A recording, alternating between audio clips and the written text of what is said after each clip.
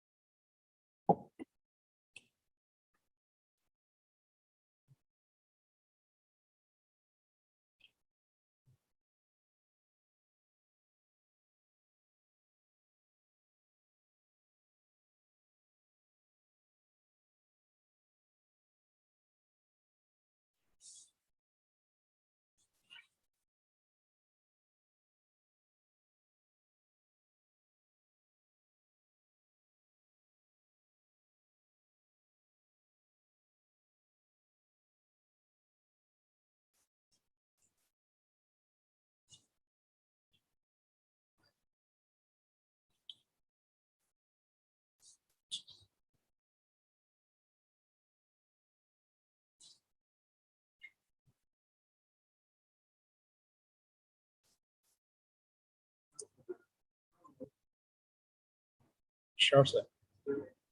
Sure, sir.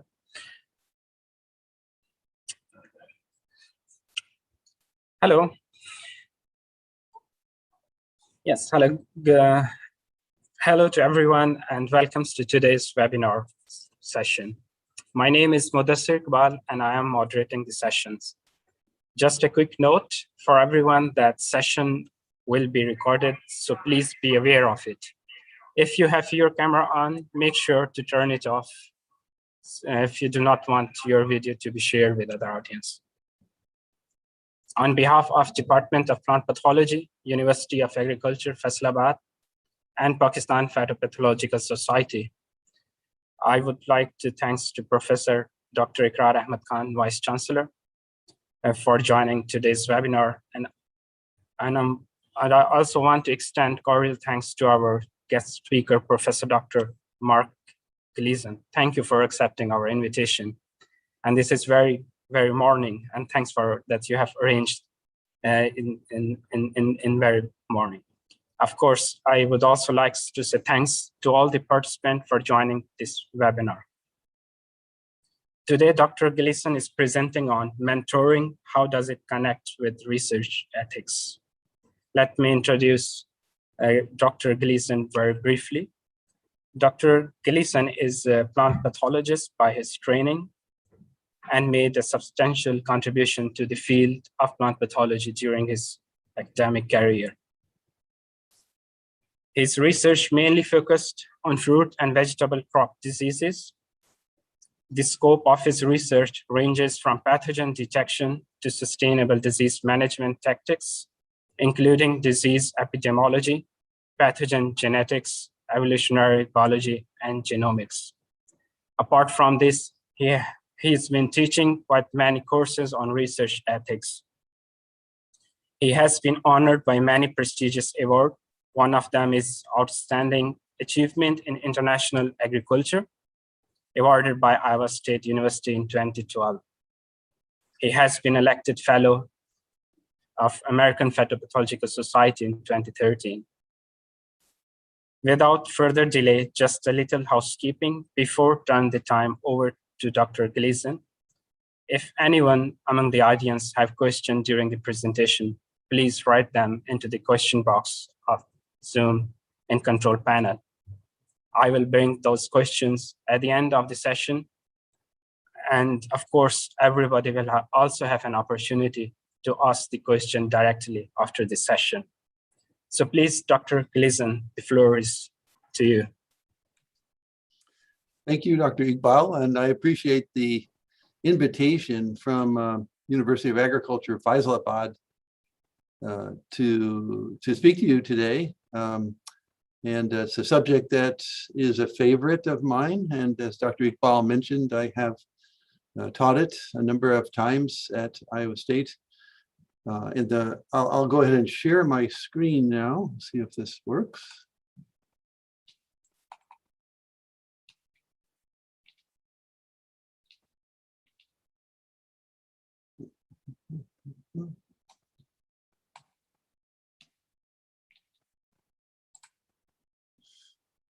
Can you see my screen okay, everyone?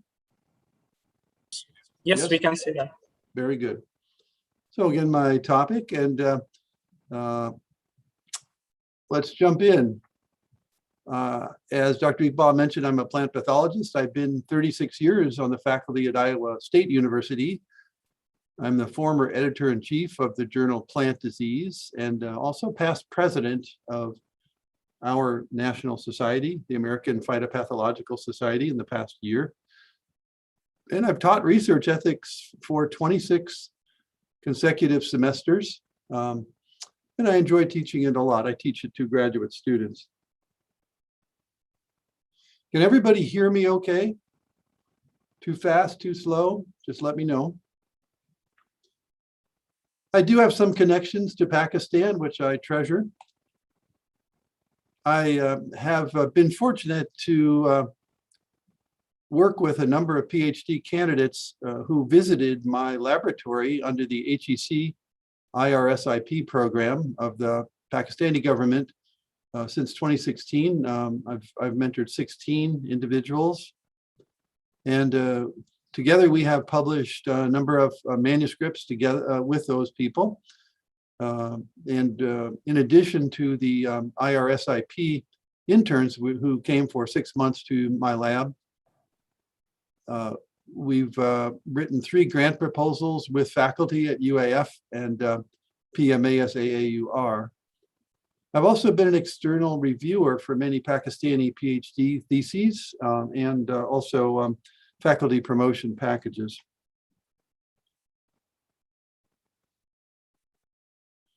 Just to look at some of a few of the Pakistani HEC interns that have come to Iowa. On the upper left here, we have Rais Ahmed and Fahim Abbas and Nasir Mahmood, and then in the middle, Waqar Alam. And in the lower right, Ana Musa, Ikra Naim, and Mohammed Rafiq all have been to my lab at different times, some overlapping. Okay, let's get to the main subject here, which is research ethics training.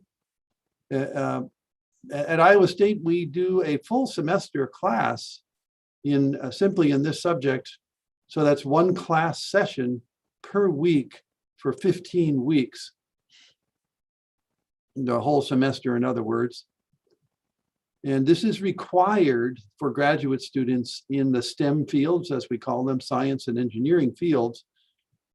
The format of this class is discussion based. There are no lectures, there's no PowerPoints, etc. It's entirely a discussion between the discussion leader and the students.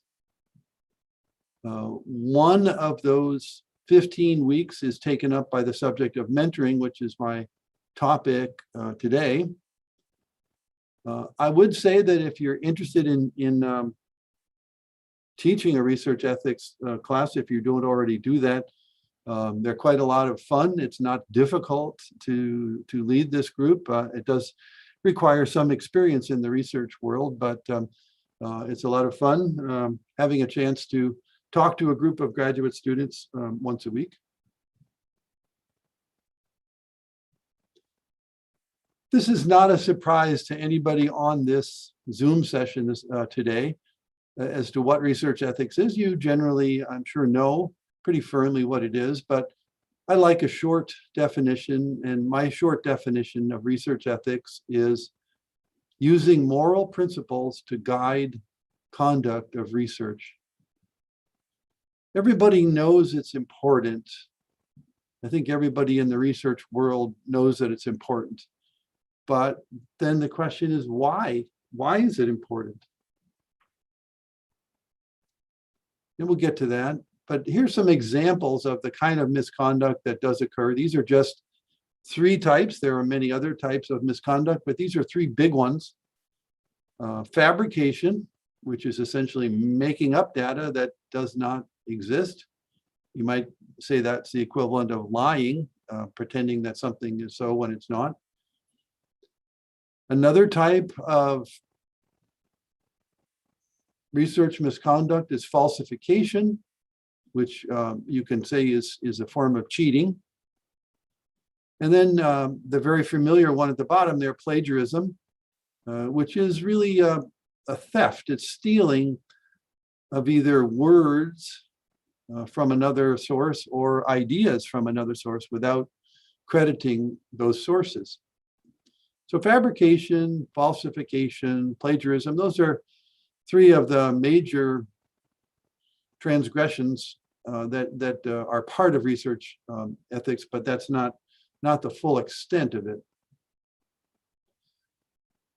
Some people ask, well, should we really care about research ethics or misconduct? And here's an example of why we should care. This is probably the worst research misconduct case ever in the history of research. And the perpetrator of this misconduct was a PhD by the name of Andrew Wakefield in England. He published an article in 1998 in a very prestigious medical journal called The Lancet, read all over the world. And in this article, Wakefield alleged that vaccination was a cause of autism. The problem with that, it was a very sensational claim at the time, is that it was entirely false. He had made up his data. He was being paid by a group of lawyers hoping to sue chemical or pharmacological companies. So a total fraud. But this fraudulent, false example of research misconduct has life on the internet and is cited very often by the worldwide anti-vaccine movement. As a result of Wakefield's fraud, millions of people have died needlessly by failing to get vaccinated. Again, the worst research misconduct ever. So that's certainly a reason to care, but everybody's involved here, not just Andrew Wakefield and the damage that he did, but you yourself as a young scientist or a mature scientist. Science is fragile. There's a contract that's an unspoken contract between us, the public, and the scientific community, and that's based on trust. And misconduct, scientific misconduct, can destroy science in a number of different ways. One way is that you may leave false trails for later scientists. By that I mean if an article is published that's wrong or is deliberately false, the later scientists may go down that road attempting to prove or disprove it, and they're wasting time and money because the original article, the science was false. The other thing about misconduct is it's demoralizing to other scientists. So it discourages honest scientists who work very hard under oftentimes very difficult conditions to produce honest work. We know that science is not an easy field to be in. And then we have the issue of public trust. If public opinion rejects science, then we have essentially no funding for science. And it used to be that, as you can see in the illustration on this slide, that there were scientists and people in the STEM fields, that authorities that backed the idea that cigarettes were good for you, but we kind of know different now. Despite the lack of evidence. So misconduct is a real danger for all of us. So we get to this subject of training and research ethics, and it's not a particularly long story. This research ethics training is relatively new. It's been gradually growing in the United States and around the world for about the last 25 years as research has expanded in many countries. So has gradually, trying to catch up, the training and research ethics. So this is, I would say it's a work in progress, to be honest. We're still trying to figure out anywhere in the world what makes the best kind of research ethics training. What has the greatest impact on the behavior of scientists? What kind of training? And here's an example on the picture of a group receiving research ethics training in Sudan. So it's very much a worldwide effort and preoccupation. How can we do this well? If we're going to go to the trouble of training in research ethics, what's the best way to do it? I think it's fundamental to realize what ethics training can do for you. That's certainly a motivation factor, whether you're teaching it or in the class as a student. One thing you get out of research ethics training is you can get so-called soft skills for a successful career. In other words, how do I manage a laboratory? I have many personalities. How do I get them to work together? How can I prevent them from committing misconduct? So this is partly about your own leadership skills as a scientist, and then also protecting the credibility of research, not only yours, but your own credibility, but the credibility of your laboratory, the credibility of your department, your university, the research that goes on in your country. And this, I'm referring to every country that conducts research here. And also helps you sleep at night. Fraud is not difficult to commit, but it's difficult to live with. And so setting yourself up as a well-trusted scientist and walking that walk is really, I think, important to your own peace of mind. We do online training in the US in research ethics, and this is new. This is the very first time we've ever done it through our American Phytopathological Society, our National Plant Pathology Society. So it's going on right now for the entire September, October, November, December period. And we're doing this via Zoom, 14 weeks. And it's, again, discussion based. And you can do this very nicely with Zoom to do a discussion based breakout into small groups, etc. We keep the class size small, and we're charging a fairly low amount just to cover the costs. That's $79 for students and a little bit more for more advanced professionals. This is the website if you wanted to check it out. We'll probably be offering it each fall. We have about 27 people signed up from different countries around the world who are taking the course now.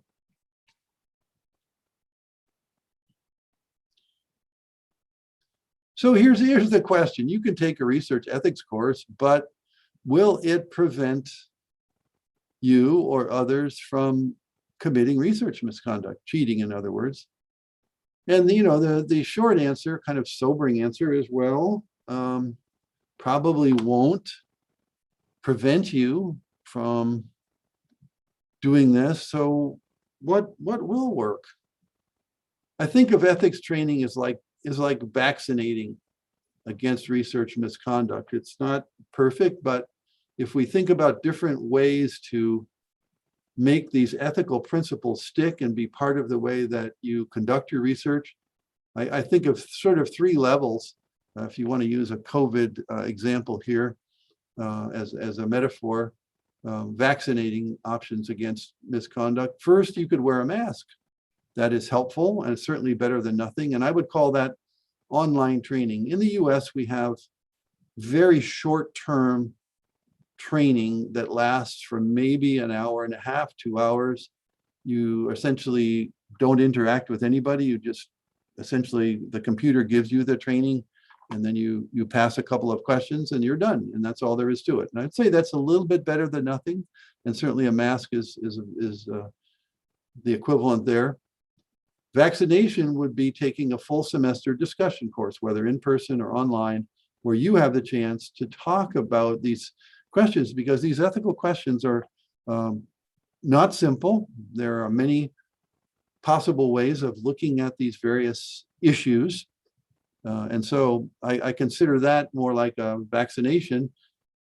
And then mentoring, which we're going to get into in a minute.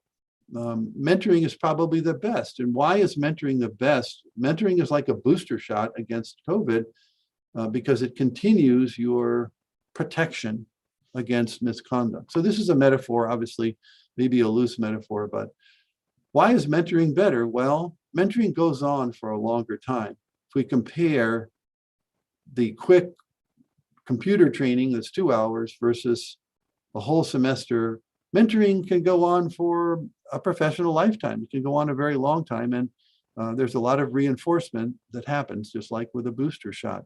Both the mentor and the mentee, the person being mentored, are reinforced by that interaction. Now I want to switch gears and talk a little bit about mentoring. This is not a new subject to any of you, but again, I like definitions, and this is the one that I like, advising or training, especially of a younger colleague. But does it have to be a younger colleague? Not necessarily, no. You're all familiar with the concept, I believe.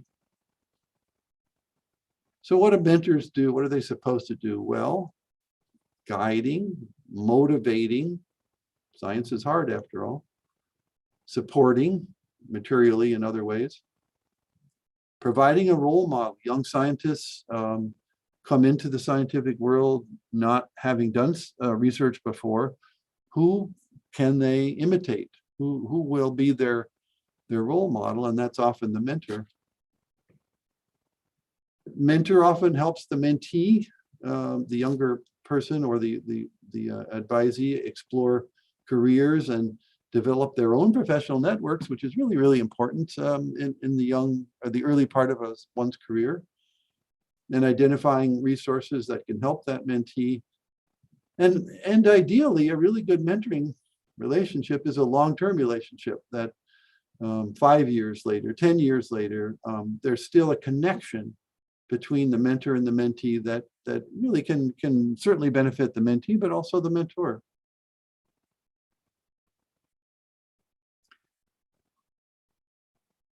You think about principles of mentoring. Respect, to me, is at the top. To put this negatively, without respect, there is no relationship, right? So respect is first and foremost in my mind. Taking the time to get to know the mentee, the mentor getting to know the mentee, that does take an investment of time. Building trust so that the mentee trusts the mentor and vice versa. Acting as a role model again, and ensuring confidentiality so that if the mentee tells the mentor something in confidence, that it remains with the mentor and isn't shared with others. So these are some of the principles. You could name others as well. It's a guide. I want to point out that all the responsibilities in this relationship are not on the part of the mentor. The mentee, the person being mentored, has a number of responsibilities. One is to take responsibility, and this is a really important thing that I stress with my own graduate students, taking responsibility for his or her own career. I call this ownership. Do you own your master's research? Do you own your PhD research? Taking ownership means that you realize that the responsibility rests with, the ultimate responsibility rests with you. Sure, you get advice from mentors and others, but ultimately this is yours to make a success of. A mentee should also project a focused and dedicated approach, staying on deadlines, working diligently. We know that science is hard, but continuing that very steady, focused work. And it's really useful to work with the mentors to set goals and benchmarks. So if it's 2022, what do I intend to accomplish in the first month of 2022, in the first quarter, in the first half, in the whole year? What are my goalposts, and where will I set them? And then working to those so that you actually reach them. I think that builds up credibility with the mentor to have that approach. It also helps to communicate with mentors at regular intervals, and this is something that you can potentially schedule meetings with the mentor, or the mentor will schedule them with you, so that you have time to talk and about whatever is going on with your research or with you. And then showing up on time, I think, is a rather important one. It's part of the reliability, the dedication, the maturity to show up when you're expected. Certainly respecting mentors and other colleagues is really important. If you expect respect, then you have to model that as well. Sounds simple, but obviously anything in human relations is complex, so that's a challenge always. And this is a tough one for some young scientists seeking and accepting constructive criticism. It's a learning experience to treat criticism not in a personal way, but as effort to help you. That's really important. It's a growth thing. Criticism should not be perceived as a threat, but rather as a help. And that it's simple to say that. It takes a while to really internalize that idea, that accepting criticism, not seeing as an attack on oneself, but rather an attempt to improve the work of the mentee. But the mentee really drives the relationship. I often tell students at Iowa State University that you get out of a mentor what you give. So if you are actively seeking help when you need it, and modeling all the traits that I've described above, and taking responsibility for your own research, you are the one that drives the relationship, and that is part of the issue of ownership. That it is up to you to make this degree succeed, of course, in an ethical way, and that is something that you carry on your shoulders. That's the way it should be. I want to introduce this concept that may be familiar to you and maybe to some others not, and that's called the individual development plan. And this has really been getting a lot of traction in the United States in recent years, not only in the academic world, but also in the business world, trying to formalize the mentor-mentee relationship a bit.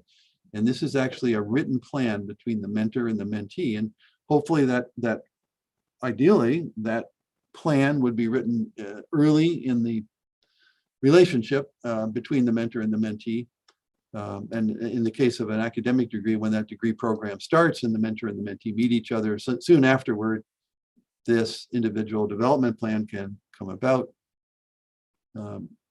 Some institutions, some academic institutions, this is required now for all graduate students in the STEM fields, the science, technology, and engineering and mathematics. It really helps identify, the point of it is to help identify the mentee's research and career goals. And there's sort of steps in this individual development plan. There's a self-assessment by the mentee. So the mentee assesses what his or her perceptions of their strengths and weaknesses are. And then the mentee and the mentor together explore what the options are for getting what the mentee is looking for and what the mentee needs. And then the mentee drafts the individual development plan with input from the mentor. And then they both agree on, okay, this is our plan going forward. Of course, the plan can be revised, but it's a written plan. And it defines some goals and sets some timelines for achievement of work. And that's to give structure to the relationship and to that advising relationship. And then, as I said, it gets revised as needed, as the research changes, other people become part of the research. Obviously, there are circumstances under which an individual development plan would need to change. As I say, this is becoming more common. It's still not uniform or universal in the U.S., but it's becoming more common and it has a certain value, I think, for both the mentor and the mentee. There's been a few studies of whether individual development plans actually work. So we can write them, but do they work? And the study that I looked at indicated that PhD trainees who had individual development plans from the start of their program as a group published more research papers, submitted more manuscripts, and were more satisfied with the relationship with their mentors.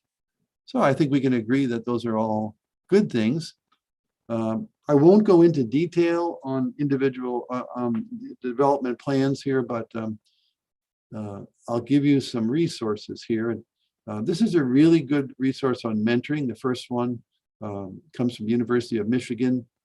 This is being recorded, so you don't necessarily, if you can get the recording, you don't necessarily have to write down this URL, but how to get the mentoring you want, a guide for graduate students, excellent, very thorough, and applies to many fields of the STEM fields. And the individual development plans, there's a number of them.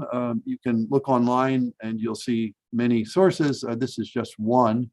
Berkeley, University of Berkeley in California has quite a good one, well written, relatively clear, and sort of templates of what those individual development plans can look like. And again, a virtue of these individual development plans is getting things down on writing, is that they can benefit the mentor-mentee relationship and certainly the outcomes that the mentee hopes for. All right, so I talked about research ethics a while, and I talked a little bit about mentoring. How do we put them together? I think I've given you a hint in that direction already, but let's explore that little avenue a little bit more. The reality of scientific research is that it's hard, it's difficult, and it's often lonely. You're working, I don't mean that you're working by yourself all the time, but if you're working on a particular project and you're the only one on the project, that's quite lonely. And so this is why we don't have more scientists in the world, because what you do is difficult. And I think that's it's worthwhile recognizing that, not to shy away from science, but just to recognize the level of challenge compared to some other fields is quite high. So having taught research ethics as many times as I have, I've had a lot of time to think about what happens to scientists that commit misconduct? Nobody sets out in their career to be Andrew Wakefield or other infamous scientists that have committed misconduct. Nobody sets out that way. Scientists generally set out to be fairly, ethical and want to help the world. So how do they get into the situation of misconduct? This is, I think, a sort of a psychological question, but a really key one, particularly for the mentor-mentee relationship. Isolation is a big factor. I said science is lonely. I think that's true. If one becomes isolated from one's peers and from one's mentor and from other support individuals, that it becomes that much harder, particularly if their research isn't going well. Suppose my experiments aren't doing well. Most of science is failure. The experiment doesn't work, it doesn't work, it doesn't work, it doesn't work. And finally, if you're lucky, you get some positive results. And that is hard to deal with. Isolation makes it harder. Poor communication is another part of this. If the mentee feels that there is nobody to talk to or nobody who will listen, that makes it harder. There's no hiding the fact that stress is a large piece of why people commit misconduct, why they fabricate, falsify, plagiarize, etc. Stress can be from money, typically lack of money. Time, maybe the time is too divided between other responsibilities and the academic responsibilities, family pulling in different directions, and many others that you could name, many other sources of stress. And it depends on who you are as to which stresses are pushing and pulling at you. A lack of direction, that's another thing. I mean, maybe you've been in graduate school 2 years and you're thinking, oh, I'm not quite sure how I got started. I'm not quite sure where this work is going, and feeling that you don't have a clear path for where you are on the map. Where am I exactly on my map of completing my degree? I think that's another factor, particularly at the student level, the graduate student level. A lack of accountability. Who's watching what I do? If I falsify, if I erase a data point in my graph to make the R² higher, who will really know because nobody's watching me? Well, sometimes it takes a village. Maybe the data have to be presented in front of a lab group at frequent intervals, or meetings with the mentor, etc. Some idea of accountability. And just a feeling that nobody else cares. So why should you care? Why should you care? Why not just commit misconduct? It's easier. These feelings are all real. And I think all of us have felt some of them at various times.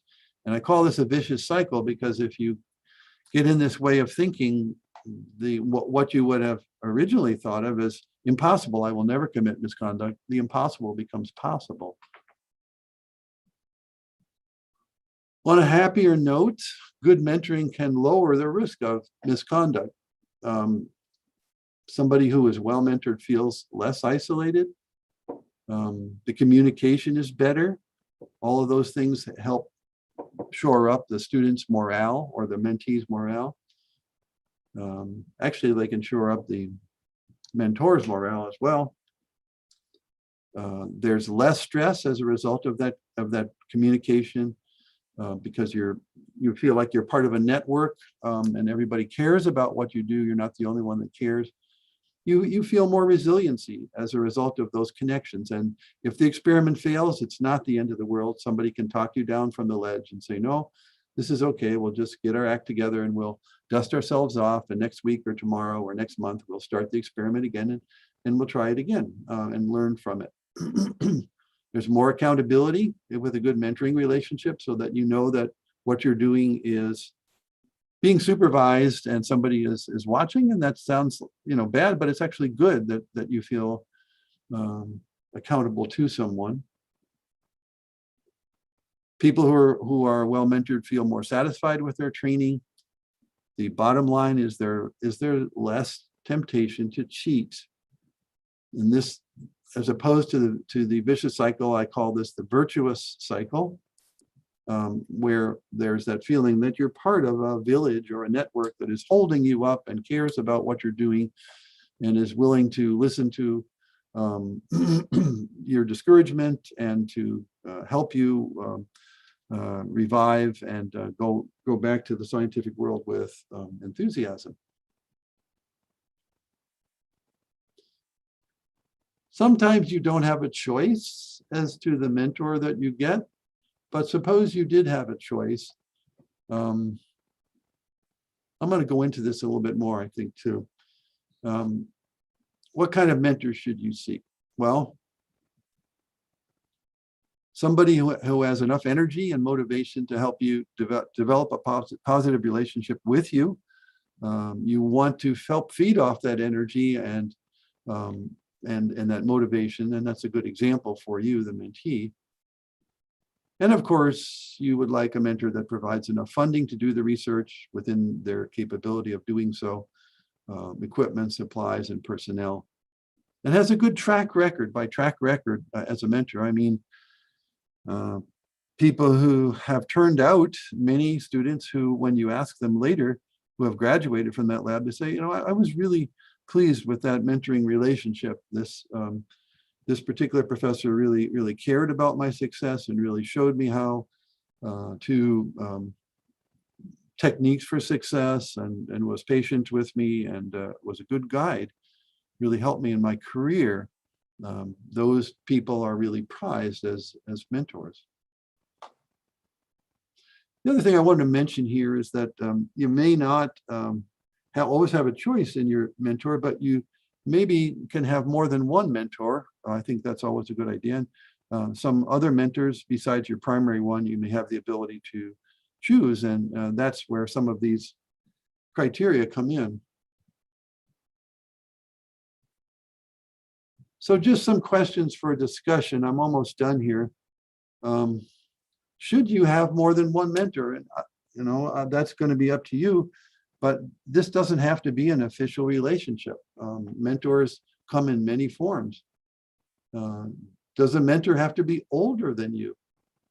Again, that's a question for you to think about. The classic mentor-mentee relationship is that the mentor is older and more experienced than the mentee, but does it have to be like that? Can we learn, can we get a positive mentoring relationship with somebody who's actually younger than we are as the mentee?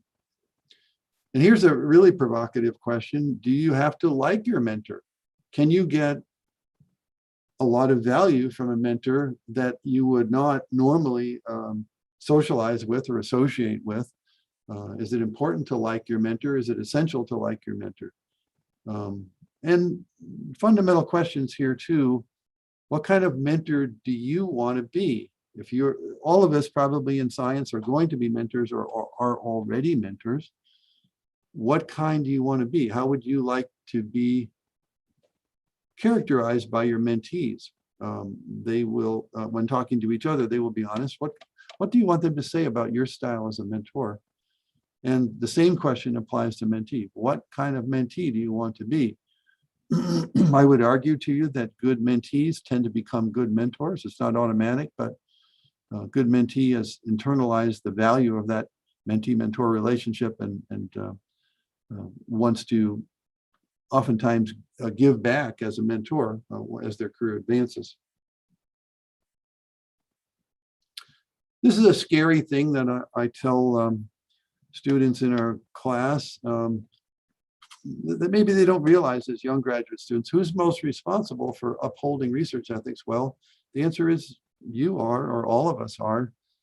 Not only the grizzled research veterans, but the young scientists as well. The credibility of science rests in our hands, and the way science is perceived by society and the rest of the scientific community, our own departments, our own universities, really rests with us in a lot of individual decisions that we make. And I would argue that this is part of why mentoring is so important in upholding research ethics. I'm happy to take any additional questions that may come in through the Q&A. Dr. Iqbal mentioned that was a source to send in questions, and That's all I had. I just wanted to draw a connection between research ethics or misconduct and mentoring, and how important that connection is. So happy to take any questions at this point. Yes, thank you very much for the wonderful and precise talk. Yes, I personally think that the courses on research ethics should be introduced as a compulsory subject at university level. This is a really informative talk. Thanks for that. Yes, I got some couple of questions I can ask. The first question I received from the audience, it was, how can we hinder or change the ideology of misconduct and falsification in research? Oh, that's a really good question.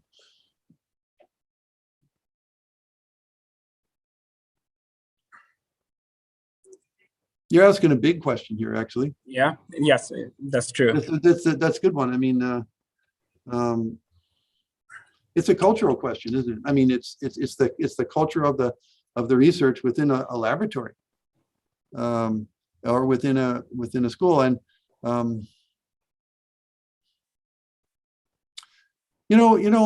I'll answer this sort of indirectly, I guess.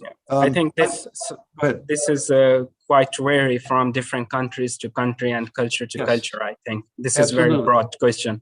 Absolutely, but let me just take a shot at it, and you can interpret it through the lens of your own culture. I think reinforcement helps a lot. We might have research ethics given, somebody, you go to a seminar like this about research ethics. It's really just a sort of a reminder, isn't it, or a reinforcement. But if you're running a laboratory as the mentor, it's something where you could devote some time to reminding students why this is important. Maybe get the students talking about it. As I don't mean every week, but it's like the booster shot, right? Research is tough. Discouragement is common. Many pressures drive us to cut corners. We need constant reminders of why this is important to us, not just to science, but to our own careers personally, that we are able to stay on the straight and narrow, and it will actually help the success of our career. I think we need reminders, and that's not impossible to do. They can be as much as a 15-minute reminder every month or something like that, and get the students talking about it. I think that crosses cultures. I've never been to Pakistan, so I cannot speak for that, but I'm just thinking of the Pakistanis that I know from their visits here. Perfect. Yes. Another question that's we received is about if most scientists think that nobody cares about his or her research, how can we identify those people and help them to change their attitude and thinking, to not to fabricate the data just to get more attention from the from literature perspective and these things? How we can find and change those people? Wow, I love these questions. This is a really thought-provoking question. Okay, you think the perception that nobody cares. And frankly, in the pandemic, this has been a hard time, right? Because we're more cut off than we normally are. And this is true in the US as well as everywhere else, that some of the personal connections that we make. I found that one of the best ways to renew my enthusiasm about the research I'm doing is to talk to people at meetings. But of course, we haven't had personal meetings, right? I mean, we have Zoom meetings, and those are okay, but that's been particularly difficult. So coming to an answer to this question, I personally think that communication with others in your field is really important. So suppose you're working on, I don't know, fusarium, a fusarium root rod of some particular crop. There are other people in the world working on this disease. It's really important for you as a young scientist or older, to maintain connections and maintain a dialogue with those other people working on it. It lifts all of you up. It helps all of you. If you're discouraged or you've just had a really wonderful result, to share that with other people. The communication is really important. We're social animals, And we really need that communication in order to develop what I would call resiliency, the ability to tolerate failure, which is most of what we do in science. We work really hard and the experiment doesn't work and we have to do it again. So the group survives that better than an individual. It's really easy to get discouraged if you feel isolated. Wonderful question. That's true, actually. Yeah, that's true. Another question is, in academia, as we all know, that the promotion and the funding is totally dependent on publication records. So I'm just wondering, at which extent of research ethics in today's race of publication can interfere? Yes. Because sometimes does researcher possess ethical orientation? Are they inclined towards the fabricate the data just to publish more articles and get the more funding? Wow, you guys are asking real hard-hitting questions, which I really appreciate. I mean, let's face it, this is a stress, right? If you're rewarded, if the system rewards you for X number of publications, how do you deal with that? I mean, certainly it's a lot easier to make up data, it's quicker, right? And who's going to know? But let me approach this from one side, I guess, and that is that it's much easier than it used to be to spot misconduct in published work. There's something called Retraction Watch and a number of other online entities that spend their time looking for falsification in papers, and that makes it more difficult to get by with what used to be easier to do. Let's go to a more fundamental approach, though. That's the stick. Let's look at the carrot. I know from our own system and just peeking into the Pakistani system that not only is our number of publications rewarded, but also the impact factor. You know, and so what helps you get into decent impact factor journals? Well, having a respected program with science that is competitive at the international level. The glare of the light on your work becomes higher with the higher impact factor journals. And that is, people look closely at the work, and not only in the editor and review stage, but also in publication. So I think if you want to excel as a scientist, there's sort of a test that has to be passed there in terms of the consistent quality of your work. That you get known for. It doesn't mean you can rest on your laurels, but if you hold yourself to a high standard, you get recognized for that. I'm not saying that solves all promotion and tenure problems, because every institution fights that battle in a different way. And that does not solve the problem, but I would say that misconduct doesn't solve the problem either, because you have to live with yourself. And what's the joy of science? What makes you happy to go to work as a scientist? Well, that you're searching for truth that essentially nobody has ever found before. We're all working the edge of the zone between what's known and what's not known. We're explorers, right? And work that nobody's ever done before. If you're going to be that courageous and work on the edge of the unknown, you have a responsibility to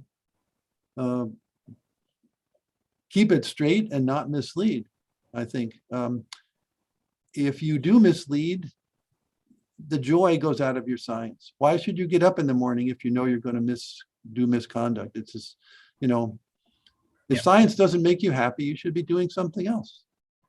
Yeah, that's true. I'm totally agree with you. That's very true, actually. Another questions we get probably from some students. They're asking about how we should respond to the constant hypercritical and demotivating behavior of mentor, even though you are making your efforts to do everything. But good question. Wow. Yeah. I wish we had such good questions in the US. These are wonderful. Okay, so your mentor is banging on you, right?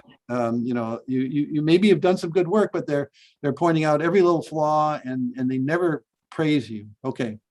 this is a really tough situation, right? You didn't get to choose your mentor in this case. Two ways I can see around this. One is to make relation contacts with other people who are in position to mentor you. So rather than take all your mentoring from one person, you can get unofficial mentors, people who are, okay, other scientists are busy as well, but who can give you other perspectives on your work. It's easy to get discouraged if somebody's always whacking you on the head, right? But if you spread out your mentoring net a bit, that's helpful. Here's the other thing I would say, and it's not much compensation while you're still a student. Take notes on what's happening to you with what you would regard as poor mentoring. And when you become a mentor, don't repeat those sins. Instead, become your own kind of mentor, the kind of mentor you wanted. So take notes and say, okay, this is what I want to be. I have seen a number of cases where a young scientist will repeat the mentoring mistakes of a former mentor, and that's sad when that happens, because many times the young scientist will have other ideas about how to do things better. Mentoring is hard work, and it takes a long time, and it lasts a long time.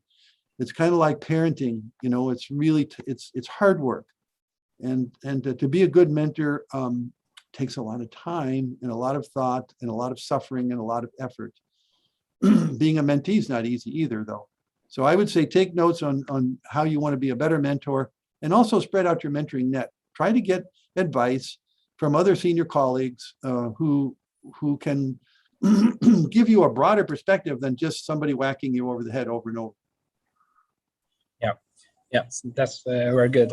And I also think that at university level, there's some courses should be introduced, how to supervise the students and these things. That can be very helpful, I think. Yeah, you're absolutely right. Yeah. The difficulty, of course, is Exactly. getting the people to sit in the seats and do that kind of training. But you're absolutely right. I wish we had that here, frankly. But you might imagine there's some resistance to that among some people. Yeah. I got one more interesting question. That someone asked that, what are my rights if I accused of research misconduct? Ooh. Huh. Well, what you've asked, I think, is partly an institutional question. Yeah. Many times it's the institution itself, whether UAF or PMAS or IIU or wherever, they have their own rules, and many times the rules are partly adopted from the federal system, and in your case, the Pakistani system, but a fair hearing. We have something in the US that's a fairly new institution called a research integrity officer. And that person is like the top police person on the top of the university. They receive all the research misconduct calls and questions, and they're responsible for making an impartial judgment. I don't know whether there's an equivalent person. I suspect there is in Pakistani institutions. And that person's, a large part of their job is try to resolve research misconduct cases. Sometimes it results in a punishment situation. Sometimes it just, sometimes it turns out that, oh, this wasn't misconduct. It was just a good faith mistake. That's not misconduct. But that, research integrity officer, we think of as top cop. And it's a big job. It's a hard job. Yeah. Yes, thank you very much. It was a really nice talk and the question answering session. I want to thank you very much. And now I would like to invite organizer secretary, Dr. Abdurrahman, as a convener to provide his insights on the presented topic. Yes, please, Dr. Abdurrahman.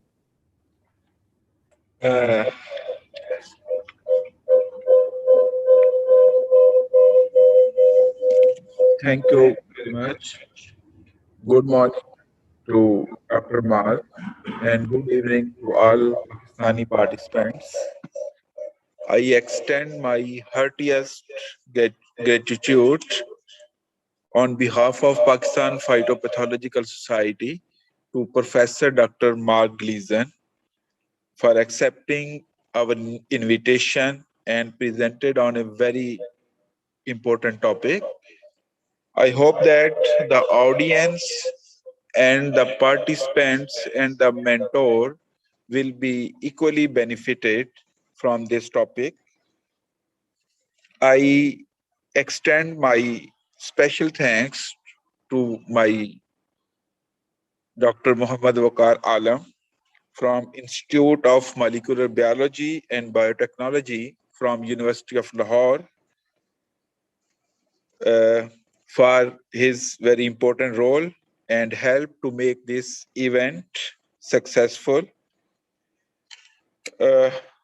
We are thankful to the organizing committee, Professor Dr. Shabaz Talib Sahi, Professor Dr. Nazir Javed, Chairman, Department of Plant Pathology, Dr. Mudassar Iqbal, Dr. Akhtar Hamid, Dr. Muhammad Atiq, Dr. Muhammad Nasir Ahmad Rajput, and the Vice Chancellor Office, Registrar Office to make this event successful. I hope that we will meet soon with another topic in another webinar soon. Thank you very much.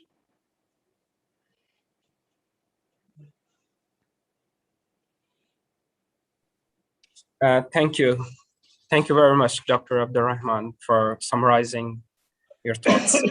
Now I will invite Professor Dr. Nazir Javed to provide vote of thanks. Please. Okay. Thank you very much, Dr. Carl, for giving us very comprehensive talk on research ethic. Of course, this is need of the day today because the people are running after papers, and number of publication without following proper research ethic. This is the need of the day today. And I'm thankful to you for giving us this very comprehensive talk. Similarly, I'm thankful to worthy Vice Chancellor, Professor Dr. Iqrar Ahmed Khan, who facilitated us to provide this forum to get people over here and to do this very comprehensive talk. I'm thankful to Dr. Abdurrahman, who actually started this webinar, and he is providing us a very comprehensive. I'm thankful to all of my staff members, especially Dr. Akhtar and Mudassar Iqbal, who have managed this seminar. So I am also thankful to all of my staff members who have participated in this. Once again, I am thankful to Carl for providing this comprehensive talk on the topic which is really need of the day today. Thank you very much. Thank you very much for summarizing your thoughts. In the end, I would also like to say once more thanks to our speaker, Professor Dr. Mark Gleason, that he provides his time and he has managed in the morning. And I would also like to say thanks to all the organizing committee, and hopefully in the future we want to make some collaboration with Iowa State University and with you. And yes, thank you very much. Yeah, bye-bye. Thank you.